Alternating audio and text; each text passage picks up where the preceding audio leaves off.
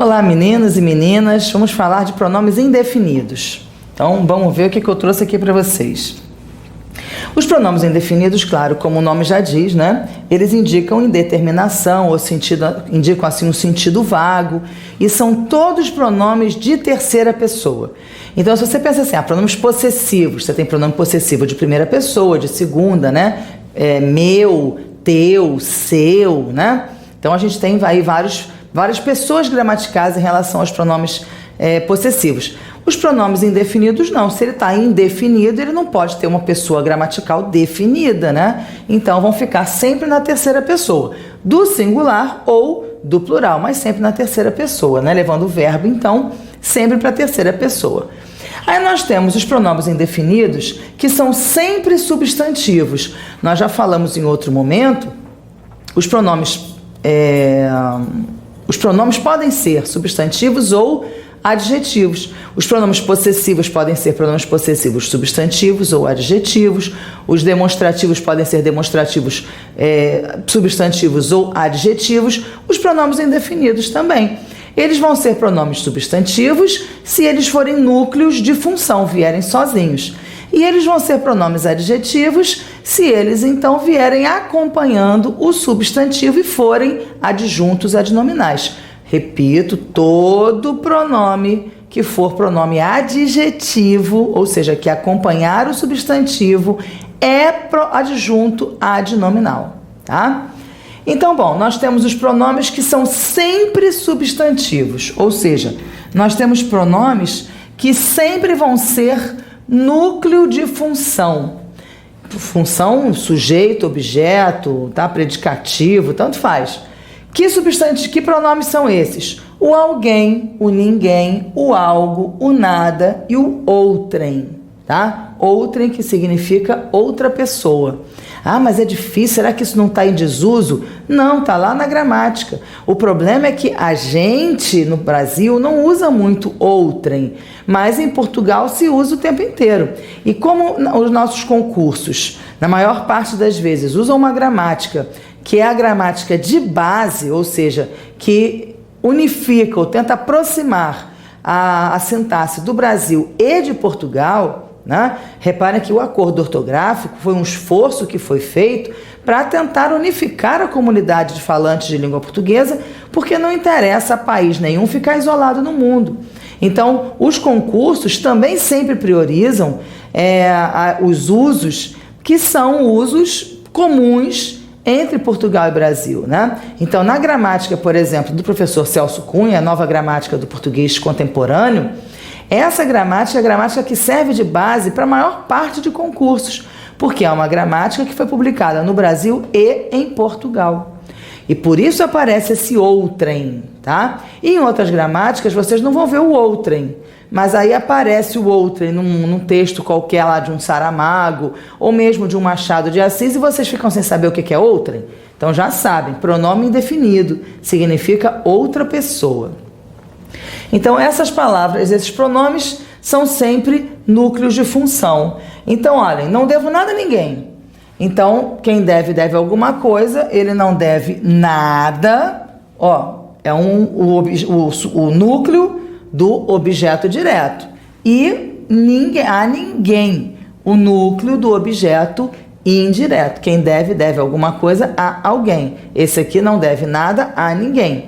Então, o nada e o ninguém são núcleos de funções sintáticas. Uma do objeto direto, outra do objeto indireto. Tá? São pronomes substantivos.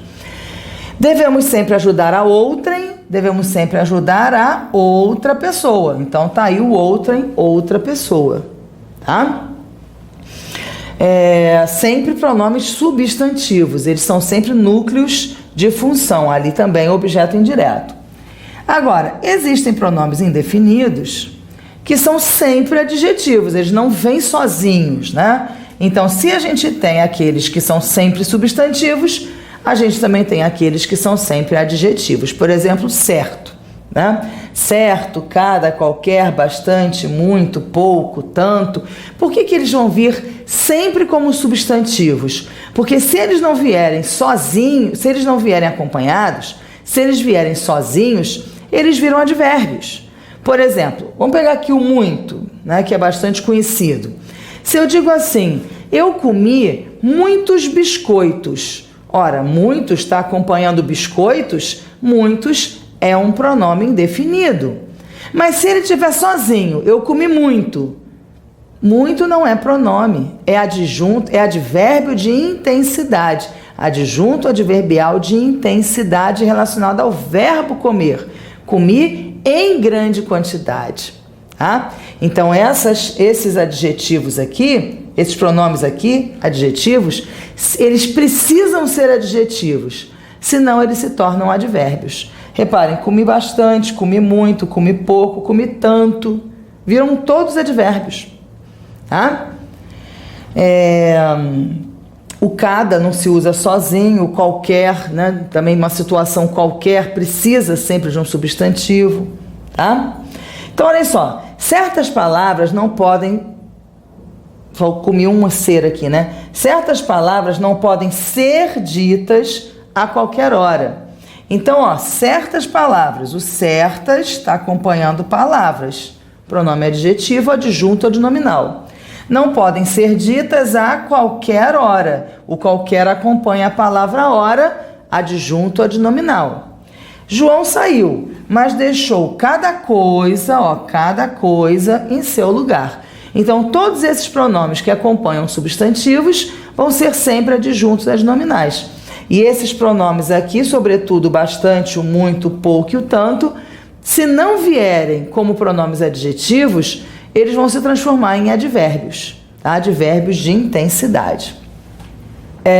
Agora, nós temos então pronomes que são sempre substantivos, nós temos pronomes que são sempre adjetivos e nós temos pronomes que podem ser adjetivos ou substantivos, tanto faz. Então, por exemplo, o todo, o outro, o algum, o nenhum e o vário, tá?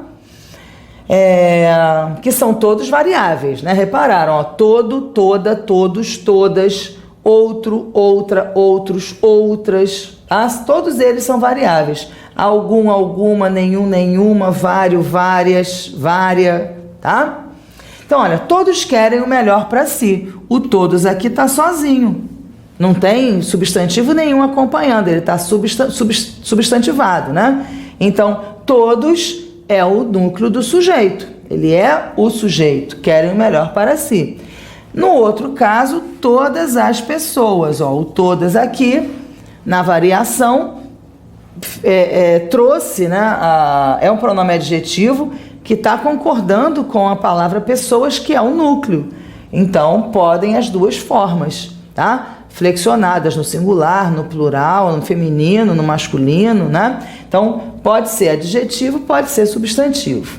Se for adjetivo, já sabe, adjunto, adnominal, ok? E a gente tem pronomes adjetivos, tem que ser adjetivos também, né? Que são ocasionais ou são eventuais. Eles não são pronomes indefinidos na primeira instância. Se vocês forem ver na gramática, esses dois pronomes, o determinado e o diversos, que só existe no plural como pronome, eles não estão na lista. Na lista vocês vão ter os outros todos que eu já mostrei, o todo, o outro, o algum, nenhum, vário, nada, o ninguém. Esses estão lá na lista da gramática. Esses dois não estão na lista da gramática. Por quê? Porque eles são, na verdade, adjetivos e podem ser empregados como pronomes. O determinado, ele é um adjetivo, mas para ser empregado como pronome, ele precisa vir anteposto ao substantivo. Ele tem que vir antes do substantivo, tá? Anteposto, posto, antes. E o diversos só pode vir no plural. Diverso, diversa é adjetivo. Diversos é pronome, se vier, né, no plural. Então, olha, deu-me uma determinada quantia e partiu. Deu-me uma determinada quantia, olha, é um pronome adjetivo e vem antes do substantivo. Então, ele é um pronome indefinido. Qual é o sentido dele? É de uma quantia não especificada.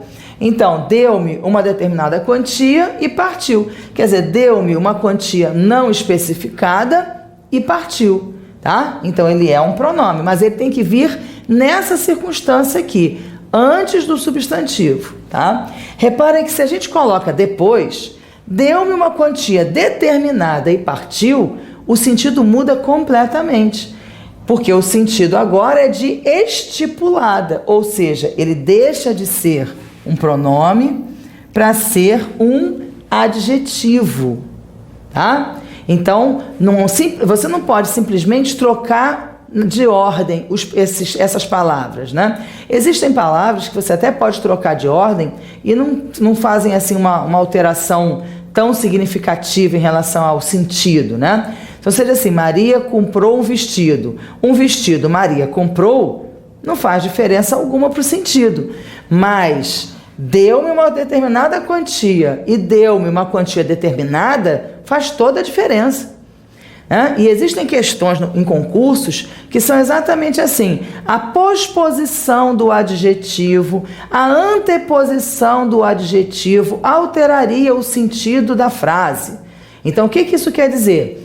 A posposição, se eu pegar o adjetivo e colocar depois, ou a anteposição do adjetivo, que é pegar o adjetivo e colocar antes, vai modificar na frase? Possivelmente. Porque o adjetivo vai deixar de ser adjetivo para ser pronome se ele for colocado antes, tá? Então vai mudar bastante. Isso acontece com diversos também. Ó, João visitou diversas cidades. Então está no plural, está antes e significa várias, significa muitas. Então tem que estar antes e tem que estar no plural. Tá? Sempre no plural, antes e no plural. Então, diversas cidades são várias cidades, são muitas cidades. Mas se eu digo, João visitou cidades diversas, mudou o sentido. Cidades diversas são cidades diferentes. É agora um termo adjetivo. Então, ele pode ter visitado 2 cidades só, mas são cidades diferentes, no segundo caso. No primeiro caso, ele visitou várias cidades, podem ser todas iguais, tá? Então, o diverso, no plural, né? Diversos, antes é pronome. O diversos depois é adjetivo, significa diferente. Então, muito cuidado com isso, tá? Porque a gente, é tudo adjetivo. Não, não é. Trocou de lugar, trocou de classe gramatical. A função sintática é a mesma, porque pronome e adjetivo têm a mesma função sintática, que é adjunto adnominal. Então, a função sintática não mudou, mas mudou o sentido, mudou a parte semântica e mudou a morfologia, porque mudou a classe gramatical. Tá? Observações. O tudo agora. Tudo é empregado normalmente como pronome substantivo, né? O tudo normalmente ele é um pronome substantivo. Tudo estava nos lugares quando eu cheguei, né? Tudo funciona muito bem quando Maria chega. Enfim, o tudo aqui normalmente ele é empregado como pronome substantivo, ele é o núcleo de função. Mas existem algumas expressões, sobretudo com pronomes demonstrativos, em que ele compõe, ele reforça. Aí ele é um pronome adjetivo. Então, se eu tiver uma expressão assim, tudo neste mundo é passageiro. Bom, tudo é núcleo, é um pronome substantivo, pronto, acabou a história. Tá aqui, tudo é passageiro, pronome substantivo. Mas se eu tiver, tudo aquilo, tudo isso, tudo aquilo, tá? Sei lá aqui, tudo que a gente pode colocar, né? Tudo quanto, né? Enfim, sempre que a gente tiver uma expressão composta pelo tudo alguma coisa, tudo isso, tudo aquilo, tudo quanto, ele vai ser adjunto adnominal, tá? Então, entre esses dois, qual dos dois é que vai ser o adjunto? O tudo. Porque a gente vai pensar assim, aquilo foi muito ruim. E aí tudo aquilo, o tudo vai reforçar o sentido do aquilo, tá? Então, o aquilo é um núcleo de função e o tudo é que é o adjunto adnominal. Então, o tudo é um pronome adjetivo quando ele compõe locução, tá? O algum agora. O algum, ele pode ser empregado com valor positivo, quer dizer, alguma coisa, mas também pode ser empregado com valor negativo como nada, como coisa nenhuma, né? Se ele vier posposto. Então, repare, mais uma palavra que, se vier anteposta ou posposta ao substantivo, vai ser diferente. Então, a colocação dos adjetivos e dos pronomes na frase fazem muita diferença, porque eles trocam de lugar, trocam de sentido. Então, olha, acho que ele entendeu alguma coisa do que eu falei. Ó, o alguma colocado antes, ele tem um valor positivo, tá? Então, ele anteposto é positivo. Agora, ele não entendeu coisa alguma do que eu falei. Ó, depois ele tem sentido negativo. E aí reparem que o não tem que vir também para assegurar o sentido negativo, né? Então, ele não entendeu coisa alguma, ele não entendeu nada, patavinas, né? E ali, ele entendeu alguma coisa, ele entendeu um pouquinho. Então, reparem, só colocar o alguma antes ou depois do substantivo faz diferença, tá? Com a palavra certo acontece a mesma coisa. Então, também pode ser empregado como pronome ou como adjetivo, se anteposto ou se posposto. Acabou ficando entre eles certo rancor. Quer dizer, ficando entre eles algum rancor. Então, tá colocado antes, pronome, tá? O antes é o pronome. Entre o pronome e adjetivo, o antes é sempre o pronome é sempre o anterior. O posterior é o adjetivo. Ele voltar para cá é coisa certa, quer dizer, é coisa segura, né? Coisa resolvida. E não há carreira mais certa para ele do que aquela, né? Então, não há carreira mais certa para ele, mais adequada para ele. Então, também é um adjetivo, também vem colocado depois, mas muda o sentido, tá? Porque a palavra certo, o adjetivo certo, pode ser empregado com vários sentidos. Um dos sentidos é seguro, resolvido, né, determinado. O outro sentido é adequado, né? Esse vestido está certo para você, quer dizer, ele está adequado para você, né? Então, muda o sentido também do adjetivo, né? O adjetivo pode ser empregado com outros sentidos. E no finalzinho então da aula, o nada e o todo. O nada é outro, que ele pode equivaler a coisa alguma ou pode equivaler a nenhuma coisa. Aí você vai dizer assim, mas nada não é nada? É sempre, nada é nulo. Não, não é não. Olha só, você não quer nada mesmo? Quer dizer, você não quer alguma coisa? Repara como nada aqui não é um nulo? O nada aqui é alguma coisa. Agora, quando é que o nada vai significar o alguma coisa? Nas interrogações, tá? Nas frases interrogativas. As frases interrogativas podem ser diretas ou indiretas.